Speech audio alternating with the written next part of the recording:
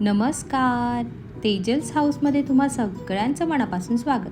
एक नात तिच्या आजीला विचारते, मुलीनेच का गं नेहमी सासरी जायचं, आपली माणसं सोडून? तिनेच का परकं घर आपलं मानायचं? तिच्याकडूनच का अपेक्षा जुनं अस्तित्व विसरायची? तिच्यावरच का जबाबदारी नवीन नाव वापरायची? आजी म्हणते, अगं वेडे, ही तर जगाची रीत आहे, हा तर सृष्टीचा नियम आहे. नदी नाही का जात सागराकडे आपलं घर सोडून?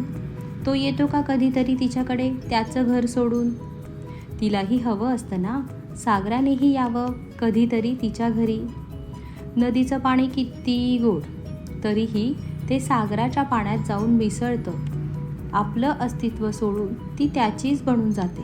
म्हणूनच लोक तिच्या पुढे नतमस्तक होतात.